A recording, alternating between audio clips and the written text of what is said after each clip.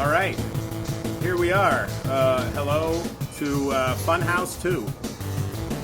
This is the yet-to-be-named podcast with Westy and Dano, Commissioner Westy and Subsidiary Dano.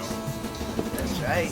Westy, how you doing today? I am very good. I'm actually really excited for this. This has been something I've been thinking about doing just in my life in fantasy, and I think now we have the cats that would enjoy it and take part in the, well, I like to say, hijinks, shenanigans, and some fantasy football news. Mm-hmm. Westy's golden voice has been concealed from you all for too long, so we're here to bring it to you. And I don't know if that's a good thing. Yeah, I don't know. We'll see. We'll leave it to our discerning audience to figure that out. Now, Westy, I know that there were some things that surprised you about round one. A lot surprised me, fellas. I was a little shocked that 5 receivers were in the first round. Yeah, you're a big believer in the draft of running back. Yes, I am. I mean, it's fun. You look over the whole draft results, and you see kind of very different strategies employed by everyone. Thanks for Mark for introducing this aspect of the league. Was the 6th round and below keeper. I think that threw a nice little interest to the draft. Yeah, all right. Yeah, let's talk about who were some good late round pulls that is going to be very rewarding come next season when you get to keep one of these assholes. Yeah, and again, we just want you all to know this is not going to be about the Southside Menace, even though we are let me stop you there, Westy, because I wanted to bring attention, actually. I think you're about to talk about yourself, but I would like to give you the credit, where it's due, because you had not one, but two, legit top 3 rounders, potentially. For next year. Yeah, I mean, in DeAndre Hopkins and Michael Thomas. And this segment is brought to you by Funhouse. That is Derek the bartender. Come visit him on Saturdays and join the podcast live. But anyway, so name some of your others. And I had 2 others that I wrote down. Dion drafted in the 13th round Brian Robinson. Who, for those of you who don't know, such as Westy here, is the rookie running back in Washington who got shot during Brian, a carjacking attempt. Yeah. And from what I understand, he ain't even a gangster. He was just minding his own business, right? He was probably blowing his signing bonus on a Ferrari or something, and got carjacked. Oh man! Have you ever seen Prince Harry? He looks like Carson Wentz, man. He actually does. Yeah, he really does, man. That's his doppelganger, man. All right, well, I had one more, and this goes out to one of our league newcomers, Drew. Ooh, I like this guy. So he drafted Chris Olave. Yes. In round 9. Yes. And this guy has Justin Jefferson potential all over. Yes. And he's got fucking Jameis Winston out there slinging spuds. So he's gonna get targets because Jameis Winston does not give a shit. He's gonna let go of that ball. Well, first of all, he got his eyes fixed. We know that a couple years ago. That's right. He got that LASIK, so he can see now. So what's next? Well, speaking of Mark, this is a pretty good transition. I was thinking we should predict the side bet. Let's get into that. Sure. Yeah. So as you guys should all know by now, Mark, our esteemed treasurer, will be running. Thank you everybody for paying on time for the fees, by the way. He's going to be running weekly side pools on a different stat every week. And he announced the entire season slate for what's going to be paying out every week. And in week 1, it's going to be who's the highest scoring starting quarterback. So we had Buka with Dak Prescott, we had Clayton with Justin Herbert, we had Mark, Trey Lance, Howells with Jalen Hurts, Robert with Josh Allen, and myself with Russell Wilson. As we know, of course, Josh Allen has already played and he had a monster game. 31 and change. That's going to be a tough mark to beat. Yes, it will be. But I think a lot of these quarterbacks got a solid chance. Very solid chance. At coming close or beating it. So out of the others, you got Dak Prescott, Justin Herbert, Russell Wilson, Trey Lance, Jalen Hurts. Who do you think has the best chance to do it? Well, after much thought, and when I say much thought, like the 2 minutes I put into it. I'm gonna edit that out. But anyway, I started thinking, because the one thing that comes into play is that 31 points that Josh Allen's dropped, who I think is the consensus prediction to be the best quarterback when the year is all said and done. So that's going to be a tough number in week 1. But because of the matchups, I'm going to isolate 2 players. Jalen Hurts of my and Clayton's Philadelphia Eagles. Mm-hmm. And House is there every once in a while. Is he truly an Eagles fan? Is he not? Who knows? This is the mystery of Brian House. But anyway, Very mysterious man, Brian House. So, with that said, Brian House has Jalen Hurts. And I think with that Detroit matchup and knowing what Jalen Hurts did last year against Detroit, and more importantly, what he did last year in opening day against Atlanta, when we saw him come out, we were like, oh my God, we got the second incarnation of Brandon Cunningham and fucking Donovan McNabb rolled up into one. And Jerry Stop. So he's one, and then you can't overlook that matchup between the Raiders and San Diego this weekend, and that's by all accounts supposed to be a shootout. So LA, you mean? Oh yeah, what did I say, San Diego? Yeah. I still do that too. Yeah. Okay. Well, yeah, they should be in San Diego. Man, I don't. We'll talk about that. Fuck Dean Spanos. Okay, so you have Herbert and you have Jalen Hurts.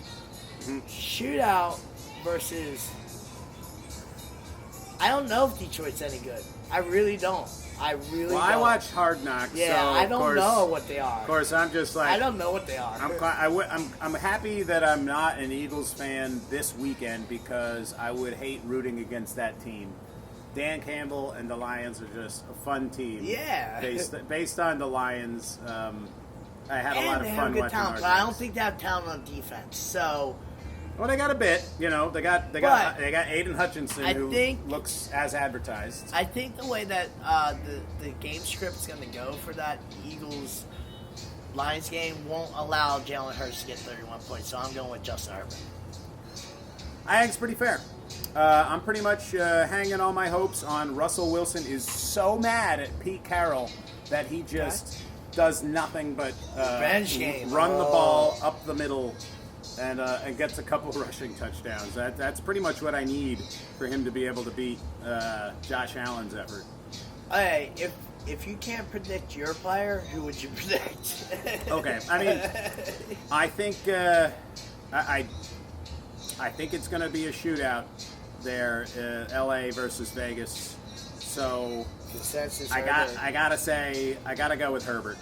My comments are brought to you by Budweiser and Wheat. All right, so who do you think had the best draft? Who had the best draft?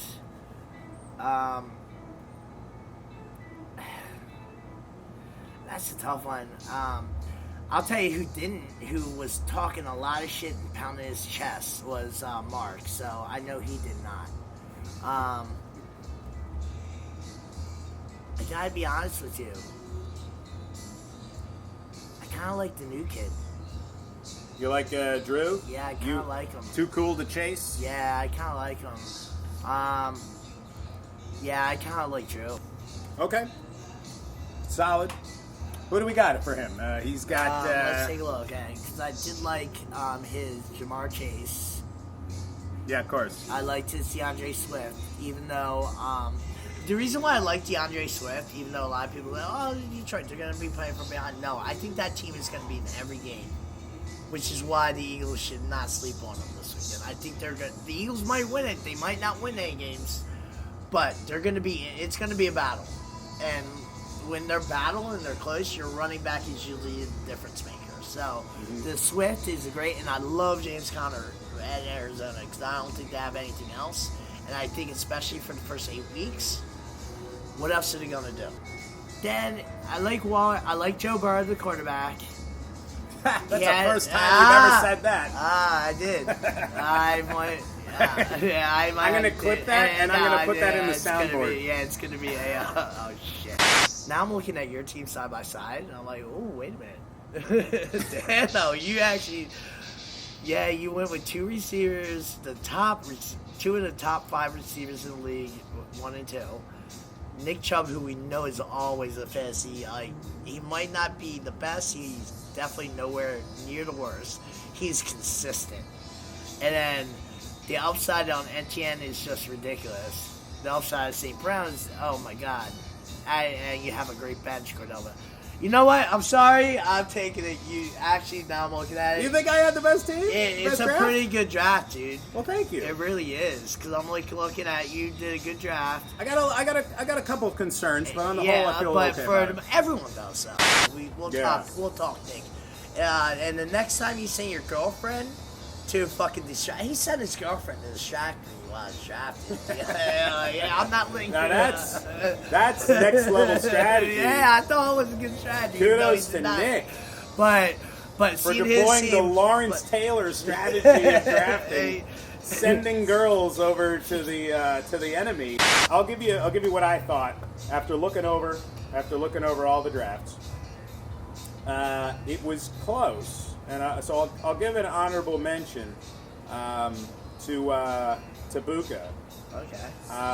Now, I think all of us, like you said, we all had pretty good drafts, but I think just about everybody has some kind of concern. Whether you're leaning all your hopes on an untested rookie at a certain position, maybe you're just plain weak in one spot, or maybe you've got some veterans who maybe have injury concerns, or you're not sure if they maybe have past their prime.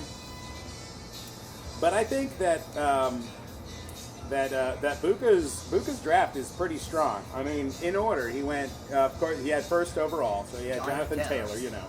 Jalen Waddle, solid get. Mark Andrews, probably the best tight end at 3. Arguably. I mean, I know that he was Arguably, I going think Kyle Pitts even is, low but that's second me. in some drafts. I think Kyle Pitts is, but that's me. Pitts. Go Yeah. ahead.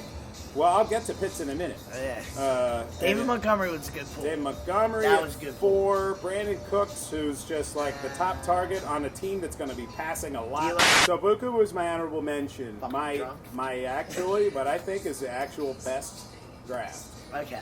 And this is funny because you specifically naysayed it earlier. It was Mark. Come on, Fucking man. foreskin fungus. Now let me tell you. You got 2. He's smelling himself. 2. Of course you do, and I know how much you hate that, Joe Burrow. Yeah. But In fact, I saw Mark sitting with Joe Burrow in the cigar in the locker room, man. I like Joe Burrow the quarterback. Just hold on. Okay. Listen to these pass catchers. Oh, he went 2 tight ends. Justin Jefferson, Or he went 2 Keenan receivers. Allen, Kyle Pitts. Boom, boom, boom. And then getting drafting running backs at 4 and 5 in Josh Jacobs and Dameon Pierce. Not half bad value there. Gabe Davis, who had a monster game in Buffalo and is probably going to get a reasonable target share out of Josh Allen. And then pull in Trey Lance as his quarterback. Now that might be the one that I have out of everything. No bench. A question about. He has no bench. I'm about to get to the bench. He has no bench. Let me tell you about this bench. Brandon Ayuk, Treylon Burks. Brandon Ayuk is a known quantity. Treylon Burks is kind of like a little bit of a mystery, but he had a strong preseason for Tennessee, and he could be very high upside. All right, let's get on to who you think had the worst draft.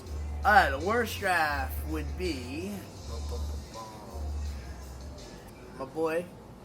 I love you, but I will never justify you taking Cooper Kupp over McCaffrey in 2.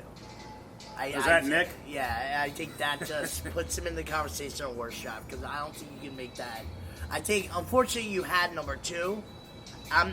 You were a victim of circumstance. At number 2, you had to take McCaffrey because you just don't know. Because if he is good, I mean, he has injury concerns. but what if he all of a sudden got that shit fixed and all of a sudden he ends up being fucking Cooper Kupp? Sure, but I mean that's a legitimate concern. Okay, so I don't know. And then be serious if you around it. Okay, he has Patrick Mahomes. I get it. So you have Kupp and Mahomes, so that's great. Then you have Leonard Fournette. You have Kittle, Johnson, Singletary. Fournette might drop off. I'm not even seeing who his two running backs would be. I guess you're going with Fournette and Singletary as your two running backs. That's two RB2s in your lineup. All right, let me go with mine. All right, I think actually it was auto draft Olajuwon. Did he auto I'm draft? pretty sure that he auto drafted, and I think he pulled in like the entire Arizona team. So everybody, All right, thank you. Let's bring it home. Thank you all. Hopefully, again, this is great. Thank you, Dano. Thank you, Derek. Funhouse. Thank you guys for participating. Let's go football. All right, good luck, everybody. And as a reminder, anybody wants to get in on this, just send the commissioner me a note, and we'll let you know when we're recording. And one thing is, just so you know, we try to do it Saturday afternoon at the Funhouse. It's nice out here. And, see you guys on the other side. All right, good luck, everybody.